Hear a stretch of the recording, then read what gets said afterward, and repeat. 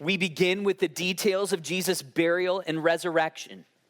What we have is an account of roughly 72 hours from Friday to Sunday, when Jesus was crucified, buried, and raised. The first thing we read about was the acquisition of Jesus' body by a wealthy man named Joseph of Arimathea. Now, this removal of the body, in a certain respect, is atypical for crucifixions. What the Romans like to do is they like to make an example of someone crucified, and they would typically leave the body on the cross for days and days as a deterrent to strike the fear of Rome into people's hearts. But in the land of Israel, there was an exception. Deuteronomy chapter 21, verses 22 to 33, it actually requires that a body be removed from a public point of execution and put into a grave. Otherwise, the land would be defiled. The Romans, knowing how important the law was to the Jews, they respected that custom. And so, if you were to ask the question about when this occurred, we know that Jesus died at roughly 3 p.m. And we know that he had to be buried by 6 p.m. when the sun went down, because that would be the beginning of the Jewish Sabbath, at which point no work could be done. So Jesus is buried sometime between 3 and 6 on a Friday. Now, Joseph of Arimathea is described in this passage rather minimally as just simply being rich. But Mark tells us more about Joseph. Joseph of Arimathea was actually a member of that high Jewish court that condemned Jesus. He was a member of the Sanhedrin, a very powerful man. But he was also a secret disciple of Jesus the whole time. It's no wonder he didn't speak up at Jesus' trial. He would not have prevailed. He's friends with another man who's described as a member of the Sanhedrin, a guy named Nicodemus, who also was a secret disciple of Jesus. So we read that for fear of the Jews, they didn't ever announce themselves as such, but he has a love for Jesus even in death. And so he has the body taken down. He has it laid in his own new tomb. Now, I'm going to describe this for you for just a moment. In the ancient world, most people could not afford a special tomb of their own and for their family, but this wealthy man could. And here's what it looked like. The doorway into this sepulcher would be roughly 3 feet high, so not very high at all, and 2 feet wide. Really just enough to get a tomb through the door, and when you got inside, you'd enter a room that was roughly 7 feet high. You guys ever, been in one of those houses that was built before the 1950s and you go downstairs and they have a really low ceiling? That's what you'd think of. Inside this sepulcher, what you'd have multiple compartments where tombs for a whole family unit might be put in the course of time. It's actually important that you're told that it's a new tomb, because that means there would have been no one else buried there. It was just for Joseph's family.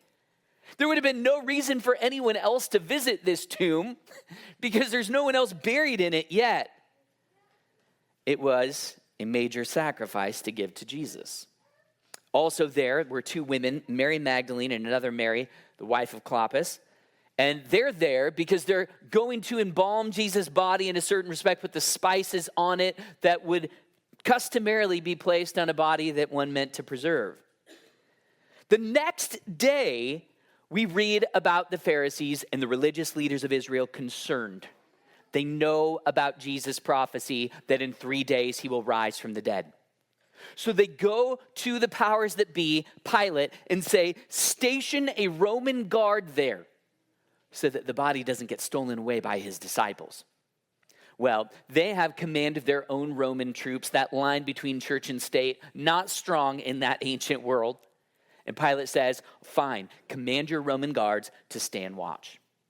This is important because the Jews themselves could not be confused that Jesus' body was either taken on Friday night or sometime Friday morning. They know it's still there. And in fact, it is under these Roman guards that this great stone is moved over the entrance of this sepulcher. And the way these stones looked was like a big circle and it would set into a half moon at the base of the door. It typically take many men to move these heavy rocks, and the tomb was sealed. They specifically say that Jesus is a deceiver.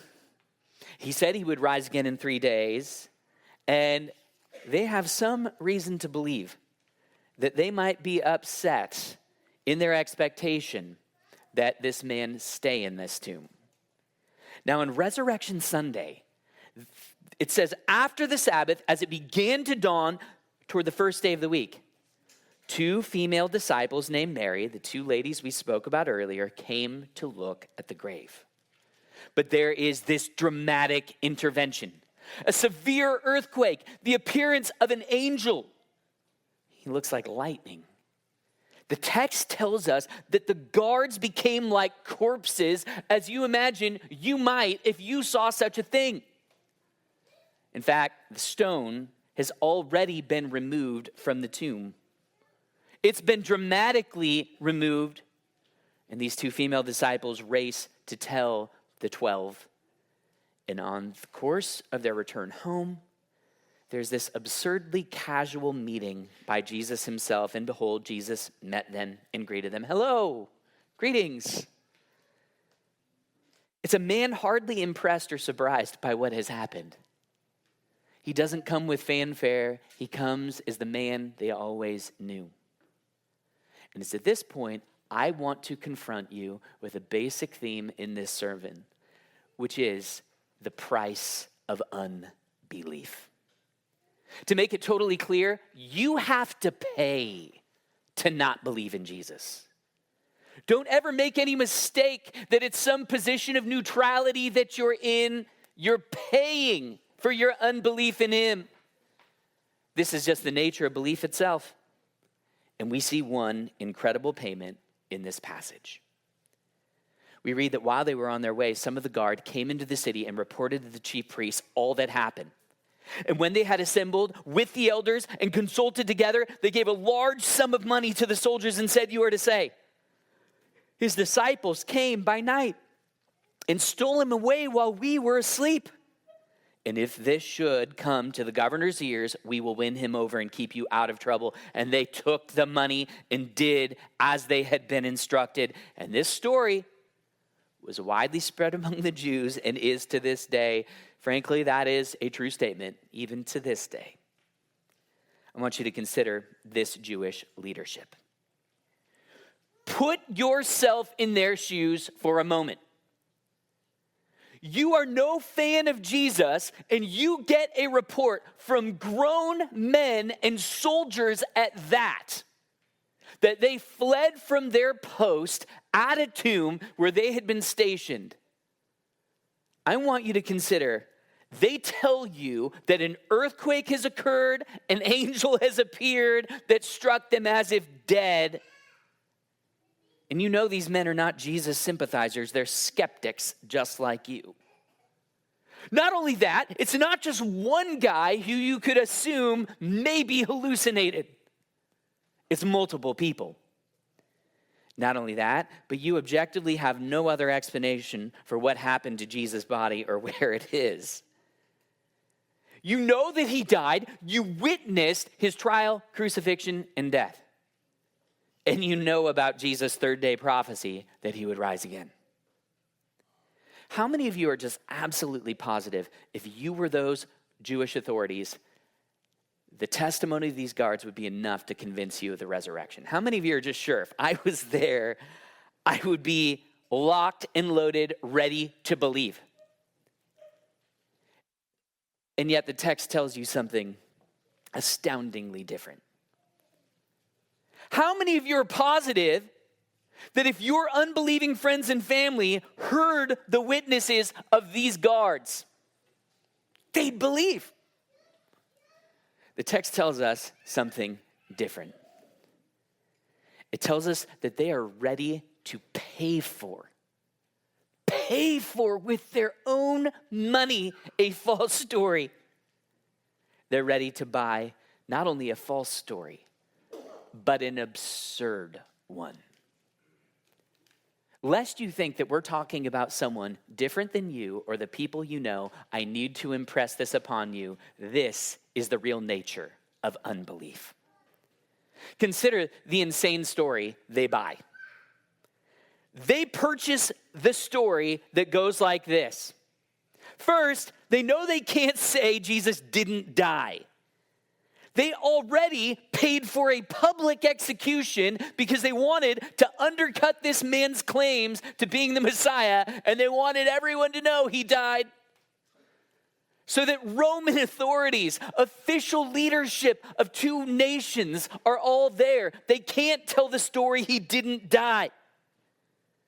You know what they also can't say is that Jesus wasn't entombed or that his body was stolen on Friday night or Saturday morning. They can't tell that story. Why were Roman guards there till Sunday if they knew the body had been removed? Here's what they have to say. They've got to say that Jesus' body was stolen from the tomb by his disciples. That's all they got. It raises the question, how did they do this? Were the guards sleeping? If the guards were sleeping, how in the world were they not woken up when this massive seal was removed from the stone? How did this happen? Why would men even attempt to move such a big rock while there are nearby some Roman guards taking a nap? Wouldn't they have the common sense to say, we're going to wake these people up and this is futile? Why didn't the disciples just kill the guards? If they really wanted this body, they're dangerous insurrectionists like you've said, wouldn't that be the natural conclusion if we want to take this body without disturbance? Moreover, you must say, we actually have no idea where the body is. This is our story. We're sticking to it. Moreover, you have to consider how absurd it is to pay men to tell this story. Ask yourself, if you encountered an angelic being that coincided with an earthquake, which coincided with Jesus not being in the tomb, would there maybe be for you kind of a statute of limitation on how long you're going to tell the fake story? Do you think maybe if you got into close quarters with your friends, your family, your children, you'd be like, I'm going to be real. What really happened was this. Human beings can't keep secrets. Not like this. And this is what they paid for.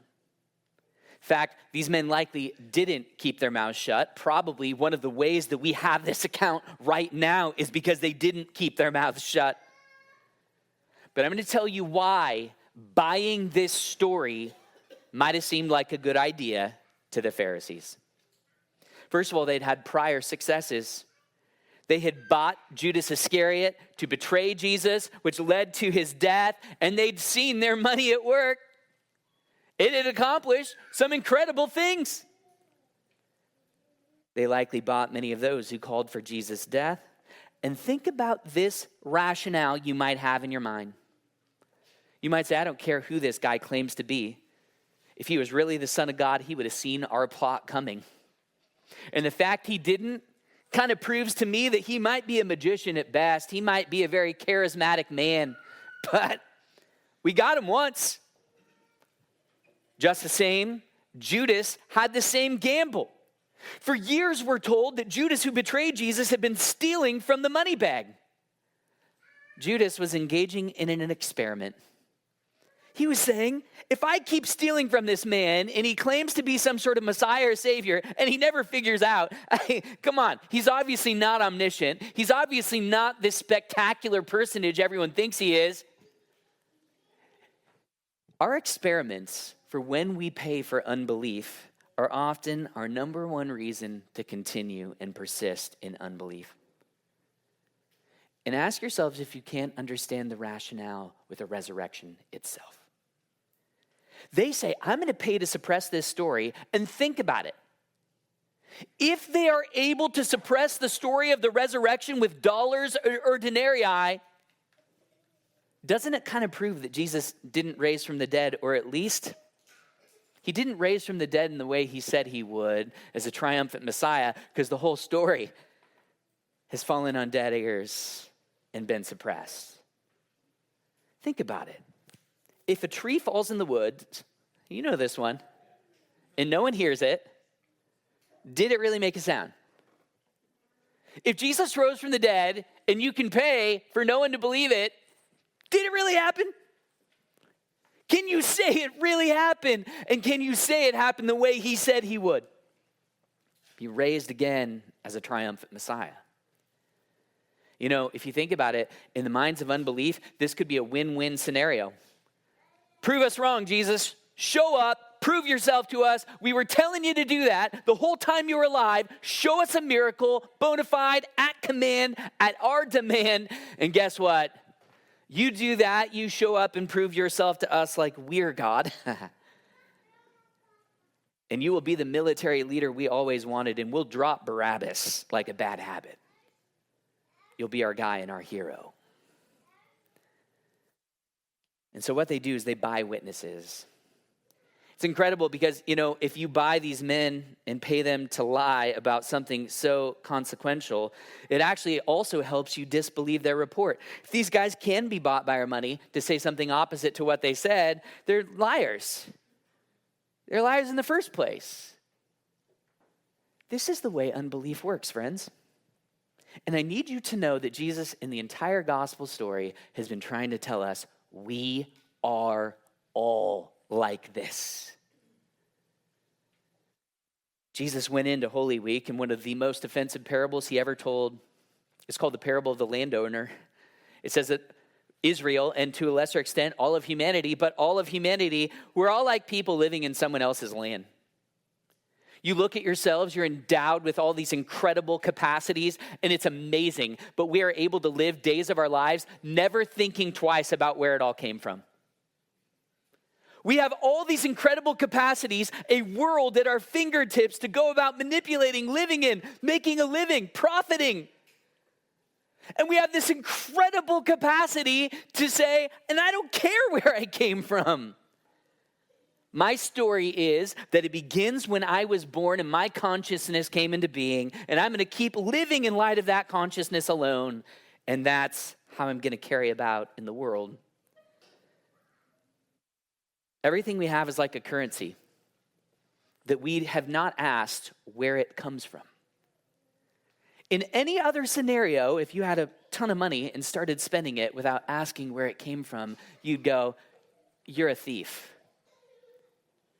You're stealing at the core of your being.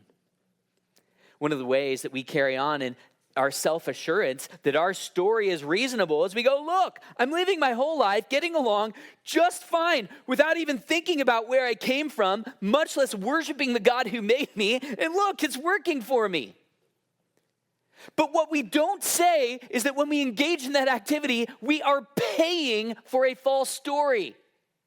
We're paying for a tale about ourselves our whole life, and it's kind of like an experiment, just like the religious leadership. If it comes true, and I'm able to get through this whole story without believing in God and giving him my life, then isn't it kind of true? It's the proof right there. I'm getting along just fine. Guys, real atheism is a lifelong experiment. It is a lifelong purchase where your happy disregard for God somehow proves that there is no God, which is actually absurd. But this is how we think, and it was the mind of Jesus' enemies.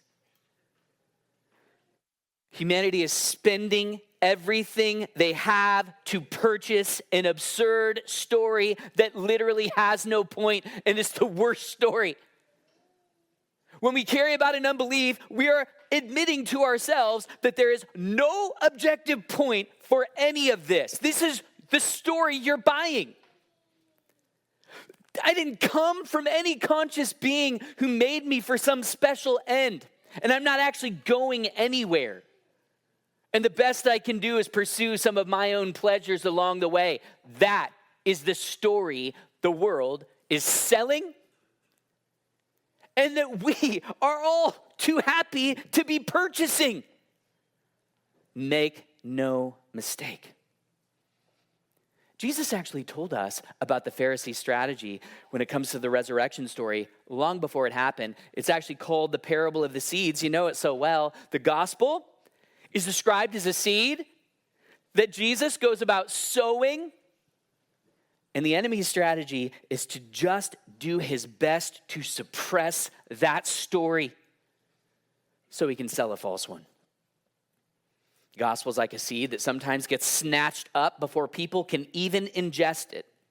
The enemy knows it is so dangerous to even hear the story of the gospel that step number one is make sure people don't hear it. And I want you to know something, believers. If Satan can get you to not share it, he has bought with all of his energies and efforts at least half of what he wants. The story itself is dangerous. The second thing that can happen with a story is that it can fall on shallow soil. People get excited about it, but what Satan likes to do is make your belief in that story very costly. And so he'll send persecution. He will make sure that your friends, your family, people you love, they have disdain for your belief in this story. And it describes a seed that goes into the ground, grows up quickly, but then it dies because it had no root in the face of persecution. Another thing the enemy likes to do with this story is distract you with others. Another type of seed is one that falls in thorny ground. But you're distracted by the cares of this world, the deceitfulness of wealth, and it chokes the seed, the good news, the gospel, because you are living in another story.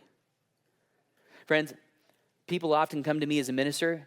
Parents, your kids will come to you and say this exact same thing, or you might say this to someone else. I feel distant and unsure about God. I'm just not sure if he's real or this story is true. What can I do to have greater assurance? It's incredible. No one ever likes the answers that the Lord gives or that I give. One of the first things I ask when people come with that sort of feeling of unbelief is I like to ask, did you, notice my verbiage, did you spend the whole day playing video games? Did you spend the last week scrolling social media like a zombie?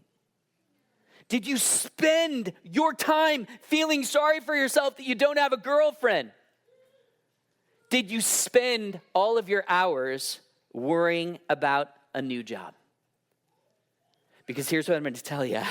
That sentiment, that feeling of unbelief, you bought it before you thought it. You bought it by purchasing this mundane, worldly story that all that matters is my next recreation, my next enjoyment, the story of my life, or all these nonsense things. And lo and behold, at the end of it, you feel distant from God. You bought that story. Never make the mistake of thinking you are not paying on a daily basis for some story about yourself in the world. Have you spent all your time and energy, the years of your life, buying something false? And if so, what possible solution could there be to your unbelief but to start purchasing something different? To start purchasing something different. Here's the thing about the story of Jesus and the story of this resurrection. It cannot be contained with money or any other currency. In the parable of the sower, no matter how many seeds fall on that other type of soil, there's this one type of soil. When the seed falls in it, it absolutely can't be quiet. And it will bear fruit 30, 60, 100 times. Because when that story is heard, it will be received as a pearl of great price, more valuable than anything else you own, and it cannot be contained. Receiving that story begins with illumination by the Holy Spirit that the story you've been buying is absolutely blasted absurd. That you've been paying every day of your life for pure nonsense. And when the Spirit of God removes scales from your eyes, you can see it. This is ridiculous. I've only been buying a better career, a nicer house, and all of these things are going to fade and dim and pass away. But what he also does is when you hear this story about Jesus, you are confronted with a character like no other, not found in any other story, fictitious or historical. You're met with a man who so captivates the hearts and minds of men, he is like a currency from another universe. When you read the story of Jesus, you encounter a character so righteous that you cannot help but to read it and say, I should be like this. Every man should be like that. When you see his compassion toward outsiders, you go, this is a unique sort of hero. He's not like Achilles. He's not like a mere military leader. He's something different. When you read about his sternness toward the proud, you go, we need more men like this. When you read about Jesus' moral teaching, not only taught, but embodied, his truth-telling, his love for enemies, his humility. Any one of you can read it and say, I have not encountered a man like this in any other story I have read. And you read about his intimate communion with God, you go, that is the way men were meant to be. And there's something paradoxical about him when you read about Jesus. You go, this is a man who somehow, at the same time, so convicts me and so comforts me, so judges me and inspires me. What is this man? It isn't hard to realize he's not like Muhammad and Joseph Smith, who because of their authority and uniqueness are allowed to engage in all sorts of sexual escapades that no one else is. In fact, he's the opposite of that. When you read about Jesus and the Spirit has removed scales from your eyes, you have a shift take place in your entire being. You actually go, it's not that this man lives up to my measure of what a good guy should be like. Rather, when I hear his word, he comes to me with an absolute authority and he becomes the measure of me and every other man in human history.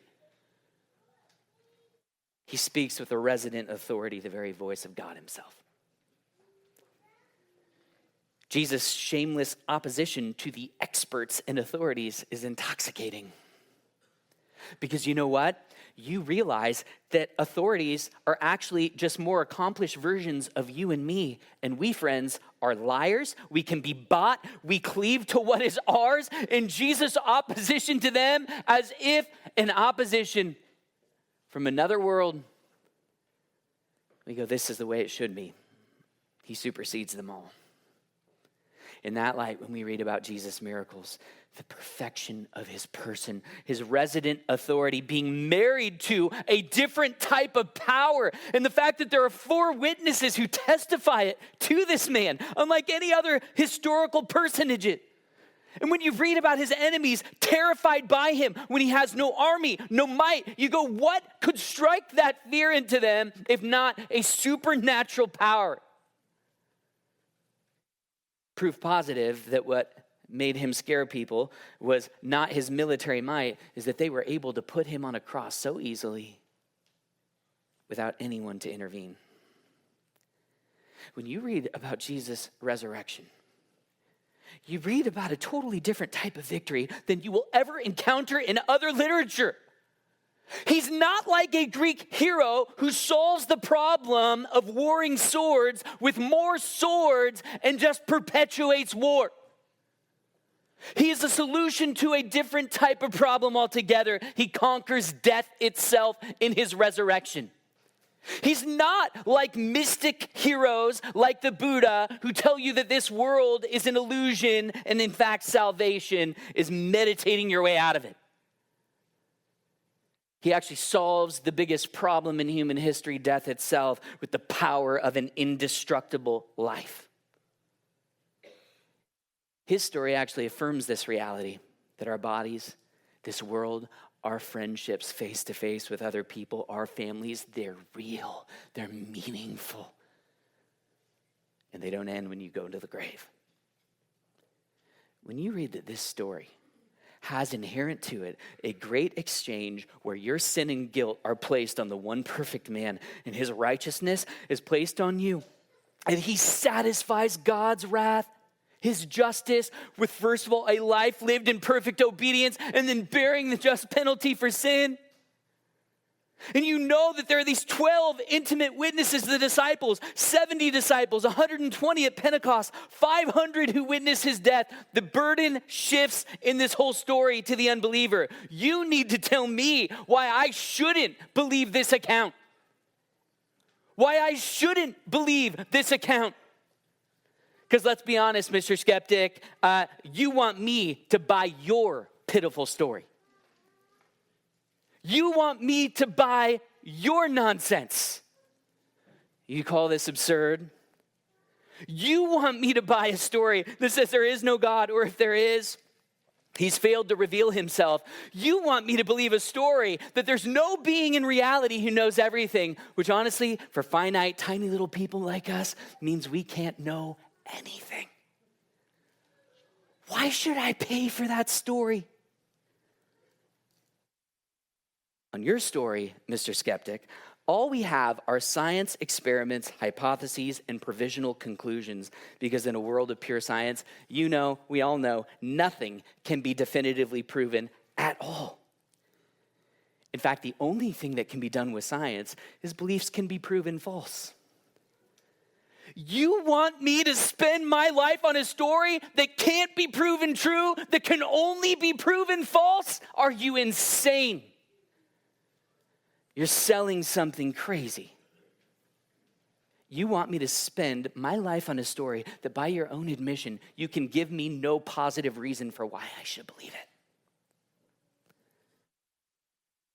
These same skeptics will come to you and say, Christianity, you know what Christianity is? It's just an opiate for the masses. Something you just believe to make yourself feel good. You ever heard that before? I've been told that before, and what I like to ask when I'm told that Christianity is an opiate for the masses, I like to ask, bro, have you ever met someone on fentanyl? I have. Fentanyl makes people selfish, non-productive, homeless, and honestly, it makes them die much more quickly than their neighbors. Christ makes people self-sacrificial, productive, charitable, longer living objectively, and confident in the face of death. I wouldn't call that an illicit drug. I would call it life-saving medicine.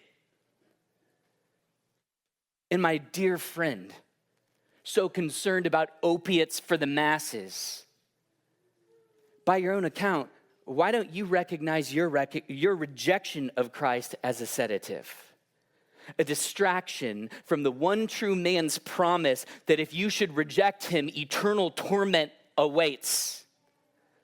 Why isn't your story an opiate, a distraction from the frightening promise of what is to come? I think many of us think if we were in the Pharisees' shoes and we heard this story, we'd be so inclined to believe as if they were privileged and yet they didn't believe. But you know what? Here's the thing. The Pharisees got to hear the shaking voices of Roman guards. But you know what you've seen? You have seen 2,000 years of proof that these Pharisees made one bad buy. Their best efforts to suppress this story with a little bit of currency has failed so miserably. If only they could see what you see. That this Jesus who said his kingdom was like a mustard seed and would cover the face of the earth, here you are in a world of billions of people who look to a Jewish man from one of the smallest nations in the world as their savior. You ask yourself who's privileged, whether it was these men in this text or you. Friends, I hope when you hear this, you realize there is a better buy out there, and I'm going to tell you about that better buy. At the beginning of this passage, we read about Joseph of Arimathea. He gave Jesus something very valuable, a tomb that he had purchased for himself. Those were not cheap. For this tomb to have been ready when Jesus was placed in it, he probably oversaw that tomb being hewn out of the rock for something like a year and a half. He probably had these idyllic visions of his body being there someday and maybe his children, grandchildren, great-grandchildren coming by the tomb, remembering, leaving some flowers. Of course, this is all ridiculous because the only thing I know about my great-grandfather is that he worked for Boeing, probably wasn't a believer, and donated his body to science. I haven't visited his tomb ever. Have you visited your great-grandfather's tomb? I bet you haven't. He might have had an idyllic vision for this tomb, but there was something morbid also. I can see the place where all the roads in my life will end. I'm going to be in that rock. I'm going to die. I'm going to die. I want you to consider what this man bought. He gave Jesus his tomb. Now, every one of us from time to time, we have our doubts that all these supernatural truths are true. Do you think that it was maybe easier for Joseph of Arimathea to believe Jesus when he said, I am the resurrection and the life. Whoever believes in me will not die? Do you think it might have been a little bit easier for him to believe that truth about the resurrection when his grave was filled with a man who got up and walked out of it? Do you think that this gift that he gave to Jesus might have inspired in him that I, of all people on planet Earth, have the surest, most incredible proof that this resurrection is a real thing? He walked out of not just a grave, but my grave. He walked out of not just a tomb, but my tomb. You guys do realize the Holy Spirit didn't do this randomly. He saw to it that Jesus Christ was buried in another man's tomb to let you know that his resurrection was not just his own. He's the first fruits of a resurrection for everyone who believes in him. There's a better buy. Gave something valuable to Jesus. Gave something valuable to Jesus, and Jesus gave him something invaluable in return. I just want to challenge you in this room. If you're feeling distant from Jesus, you're feeling like you're having trouble believing these truths, I've simply got to ask you something. When is the last time you spent anything on Jesus? Is your whole life a big excuse for why I spend nothing on Jesus? He doesn't get my time. He doesn't get my energies. He definitely doesn't get any of my assets. You're buying a different story. You're purchasing with your very soul a different story filled of doubt and unbelief. Let me just tell you a basic expenditure you can engage in for Jesus. Use your mouth to speak of him. Put yourself in some uncomfortable circumstance to share about him, and his reality will shock you. Just a few weeks ago, I was in the cafe house that I'm frequently at. Saw this guy across from me. I don't know why. I just felt like I need to share the gospel with this guy. First thing I did is I prayed a little bit. I was like, Lord, open a door for me to share the gospel with this guy. He just looks disgruntled, and to the ability of myself to discern based on the phone call he's having, he doesn't seem like he's doing well. I prayed a little bit, and I had things to do, so, you always got that excuse, but I'm like, I am a minister, so this is my job, so let's see what happens. Well, another man came in. I deciphered that the other man was his father after a little bit of discussion, noticing he's quite a bit older, you name it. Eventually, I just went for it, and I do this fair amount. I just leaned in and said, can I ask you gentlemen a question? No one ever likes this. They're always mad. They're always mad. They're doubly mad when I say, do you know who Jesus is? That moment, people hate you. They hate you if they're believers or non-believers half the time, okay?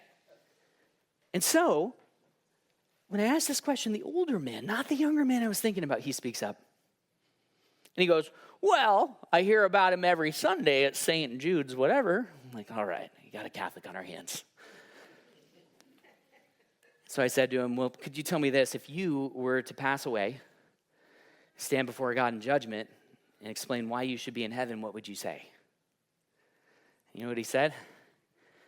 He goes, well, that's simple. I'd tell him I've been a good person.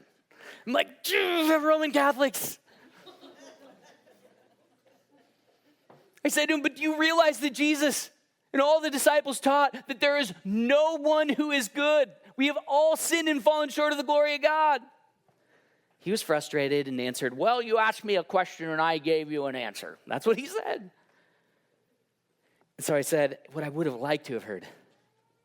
I would have liked to have heard something about how Jesus died for your sins, rose again on the third day for your justification. And he goes, yeah, that too. Roman Catholic answer right there. Start with works and a good person. There's also this Jesus part. What I loved about this interaction is the man that I had hoped to witness to had to hear his dad profess faith in Jesus Christ, that I had an opportunity to make his dad into a witness to his son. At that moment, they were about to leave, and I let it be, but there was a witness that came out of this man's mouth. And when you see that, it's like seeing Jesus walk out of his tomb, living and alive, bearing fruit. Just this last week, just days ago, I was in the cafe house and I heard some people right next to me talking. One of them shared about going to church, and this again is an opportunity. Brothers and sisters, this is the easiest one. If you're in a public place and someone mentions they're a Christian, simply engage them, say hello, ask them where they go to church, and you will suddenly be witnessing to everyone else there. People will be amazed to see that there are these people called Christians who have a bond with one another even when they don't know each other. People will hear you witnessing. Spend your time, spend yourself on this. And incredible things always occur. I leaned into this party of three. Someone mentioned they were a believer, and I said, I heard you went to church. Where do you go to church? Tell me. And she ended up telling me her testimony. And then in the course of time, I noticed the man sitting next to us was looking on with a bit of awe, at which point I turned to him and said, hey, you seem like you're interested. Are you a believer? He shared that he was indeed a believer as well. And then there was another man right next to us who had to listen to the whole thing. And then I want you to know something. I took that second young man out to lunch. It was a pizza buffet. And I want you to know something. You paid for that. Yeah, I put it on the church card. It was $15.99.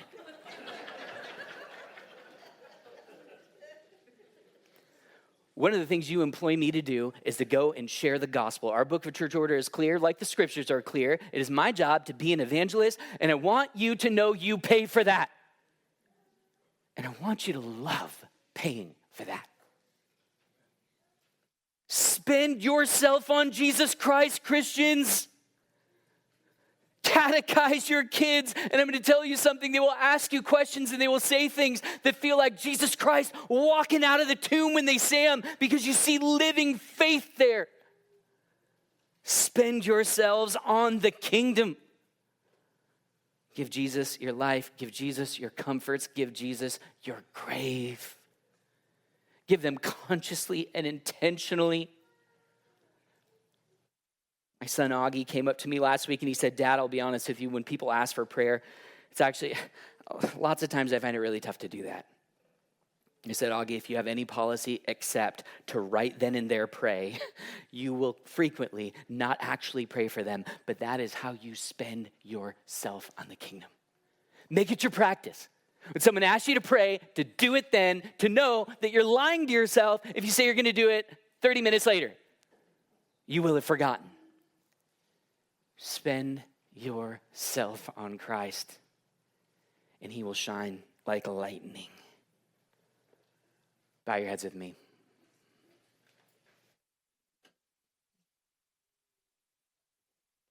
Lord Jesus, we are all spending our days.